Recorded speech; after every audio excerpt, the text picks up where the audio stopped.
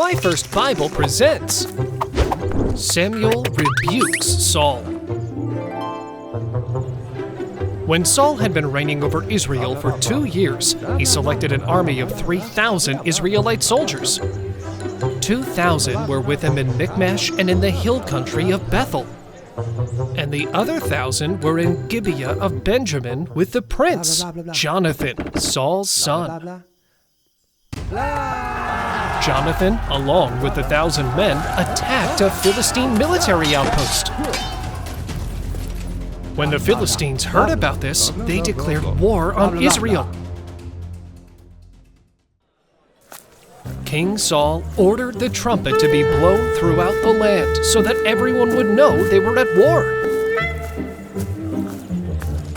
Saul has attacked the Philistines. Now the Israelites have become odious to them, and war has been declared. Oh no! Therefore, the people put themselves under Saul's command in Gilgal. Meanwhile, the Philistines gathered to fight against Israel. They had 3,000 chariots, 6,000 horsemen, and an army as numerous as the sand on the seashore. They advanced to Michmash and camped there. Moreover, none of the Israelite soldiers had a sword or a spear, except for King Saul and his son, Jonathan. This was because in the territory of Israel, there was not a single blacksmith. You see, in those times, the Philistines were the experts in making iron weapons. If an Israelite wanted to forge or sharpen any tool, he had to go to the Philistine territory and pay them for the service. But once war was declared, it was forbidden to forge swords and spears for the Hebrews. And if they did, they charged a very high price. Imagine! Not only were the Israelites unarmed, but they also depended on their enemies for weapons. What a difficult situation. Yes, right. The Israelites? And the worst part is that, long ago, Israelites had joined the Philistine army to attack their own people. Yes. Well, thank you very much for explaining. It's a pleasure. Yeah, you can leave now. Oh yes, of course. Finding themselves in this situation, the Israelites trembled with fear, aware that they were in serious trouble. Therefore, many hid in caves, bushes, among rocks, ditches, and wells. Some even crossed the Jordan to flee to the land of Gilead. Meanwhile, Saul remained in Gilgal, just as he had agreed with the prophet Samuel. Samuel had instructed him to wait there for 7 days so that he could offer a sacrifice and seek the Lord's blessing. However, when he saw that Samuel was not arriving, the soldiers began to scatter, and Saul desperately asked, Has anyone seen the prophet Samuel? Has Samuel arrived yet? Where is Samuel? Due to desperation, more and more soldiers were leaving. Faced with this situation, Saul, impatient, decided to offer the sacrifice himself. All right, bring me everything needed for the burnt offering. I will offer it myself. And so they did. At the moment Saul finished making the sacrifice, Samuel arrived, and he asked, What have you done? Saul replied, Since you didn't arrive as we had agreed, well, I had to perform the sacrifice myself. I had to do it myself. Look how the people are leaving because they are afraid. What did you expect me to do, Samuel? If the Philistines come to attack us, we would be doomed, and we haven't even sought the Lord's favor. You have acted foolishly, Samuel replied. Because you did not obey the command the Lord gave you, your kingdom will not endure. Your son will no longer be the next king, nor will the son of your son. Now the Lord will seek a man after his own heart and will appoint him as ruler over his people, because you have not obeyed his word. Having said this, Samuel left, while Saul remained with his son Jonathan and the small army he had left. He ordered a count of the soldiers and discovered that only 600 men remained. Meanwhile, the Philistine army divided into 3 squads, and each group marched toward different lands to attack the Israelites. One day, Prince Jonathan said to his armor-bearer, "Come with me, let's cross to the other side, where the Philistine outpost is." Without telling King Saul anything, they set off. As they approached, they realized that to reach the Philistine outpost, they would have to climb a cliff. Then Jonathan said to his armor-bearer, "Let's cross over to the outpost of those uncircumcised men. Perhaps the Lord will act on our behalf, for nothing is difficult for him, whether with many or with few." "Go ahead," his armor-bearer replied. "Do all that you have planned to do, for you have my full support." And so they began to climb the cliff, which was very steep. As they climbed, Jonathan turned to his armor-bearer and said, "Listen, we will go up where the Philistines are so they can see us. If they say, 'Wait there and we will come to you,' we will stay and not go up to them. But if they tell us to come up to them, we will advance, for that will be the sign that the Lord will give us victory." "Agreed." Then the two continued climbing, and they allowed themselves to be seen by the Philistines. Blah, blah, blah, blah. When they saw them, Huh? Hey, look! There are Hebrews over there! the Philistines exclaimed, It looks like they're coming out of their caves. Come over here! Come over here! We have something to show you! Jonathan and his armor-bearer looked at each other, knowing that this was the sign that the Lord would give them victory. As they climbed up, Jonathan drew his sword and began attacking the Philistines, while his armor-bearer finished them off. At that moment, panic spread through the Philistine camp. The army in the field was overcome with fear, and without knowing what was happening, they began attacking each other. Even the ground shook from the extraordinary panic. The Israelites who had previously joined the Philistines switched sides. They returned to the side of King Saul and Jonathan and joined the attack against the Philistines. From King Saul's camp, the sentries observed what was happening and informed the king. King Saul, something is happening with the Philistines! Saul immediately ordered, Let's take a roll call. We will see who among us is missing. and so they did. And they realized that Jonathan and his armor-bearer were missing. Then Saul asked for the priest to be brought. Bring the priest! The priest at that time was Ahijah, who was the nephew of Ichabod, the son of Phinehas, and grandson of Eli. When Ahijah approached, Saul said to him, Bring the Ark of the Covenant! Immediately, Saul changed his mind. Well, no, better not bring it. Instead, we will go to war against them. And listen well. Saul made an oath.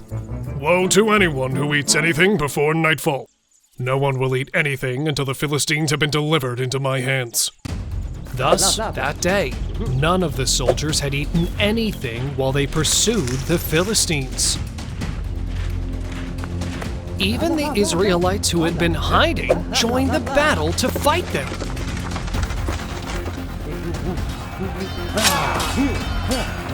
In this way, the Lord delivered Israel that day. After the battle, the entire army entered a forest, and there they noticed that honey was flowing like water, but out of fear of Saul's oath, no one dared to taste it. However, Jonathan, who had not heard his father's oath, took a stick, dipped it into a honeycomb, and ate it. Immediately, his face lit up. But one of the soldiers warned him. What are you doing, Jonathan? We are not allowed to eat anything. Your father made an oath that any man who eats today will die. Oh, what my father has done is very wrong, Jonathan said. Look how I regained my energy just by tasting a little of this honey. What's more, if the entire army had eaten from the spoils we took from the enemy, the damage against the Philistines would have been much greater. That day, when the Israelites were pursuing the Philistines, they were exhausted. Desperate from hunger, they took animals from the spoils, sheep, cows, and calves.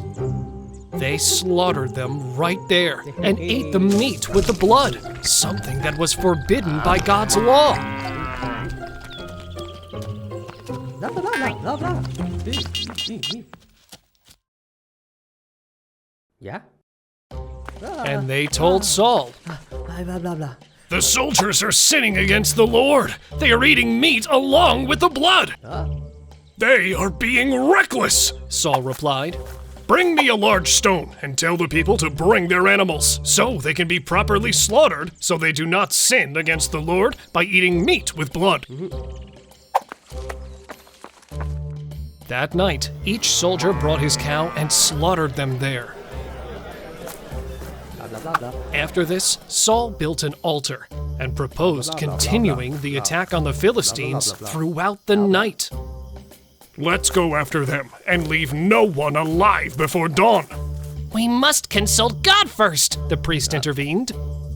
Blah, blah, blah, blah. Then Saul asked God, Should we pursue the Philistines who remain alive? Will you deliver them into our hands?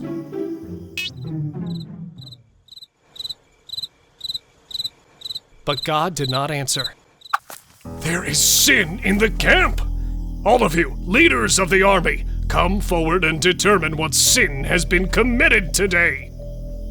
As surely as the Lord lives, I assure you that even if the guilty one is my son Jonathan, he will die without mercy. No one dared to say anything. Then Saul ordered the people to be separated, the soldiers on one side, and he and Jonathan on the other. Then they cast lots, and the lot fell between Saul and Jonathan, while the rest were declared innocent. Saul, surprised, said, Huh? Cast lots between Jonathan and me. And the lot fell on Jonathan. And Saul said to him, What have you done? Father, it's just that I didn't know you had ordered not to eat. It's true, in the forest, I tasted honey with the tip of a stick. It made me feel better because I was exhausted from the battle. Do I have to die for this? Yes, may God punish me if you do not die, Jonathan! Saul exclaimed. However, the soldiers intervened.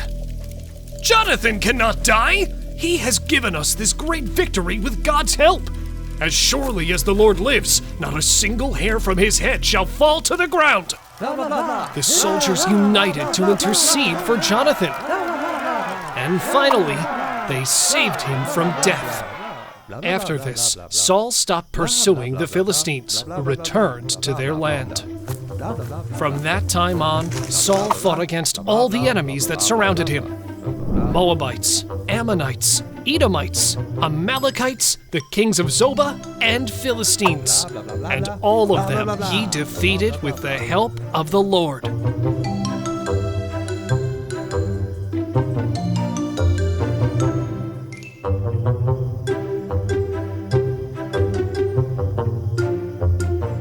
Row! That's over there. Huh? Subscribe, comment, give us your like, and follow us on our social networks.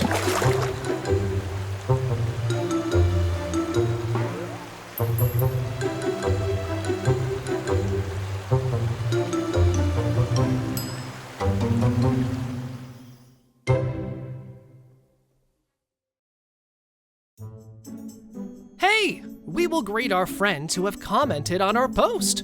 If you want a greeting in the next video, follow us and comment on the latest posts on our networks, Instagram and YouTube. The next greetings go to Lorenzo, Norman Allison from South Africa, Jeremiah and Josiah from Trinidad and Tobago, William and George from United Kingdom, Evan Thomas Tojo and Miriam, India, Amy Phillips from Sparta, Tennessee, Timon from Kenya, Caleb Richardson from Trinidad. TNI East Africa Center 1, Casey, who's from Jamaica. Zeke and Zidane from Trinidad. Wenya from Zambia. James, who's from South Africa. Lindo and Musa. Oshua and Precious in Kenya. Nikolai from Trinidad and Tobago. Eli, Hannah, and Naomi from Cape Town, South Africa. Jeremy from Texas.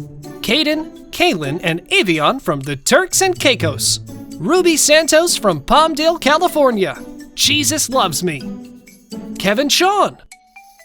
Orlando from Los Angeles, California. Tino Tenda and Grace from St. Lucia. Mia, Chia, Naz. Leroy and Robert from Kenya. Cristobal Noah. Sharon Stanny. Williams fam, Pittsburgh, PA. Tina and Leo. Thank you very much for all your great support.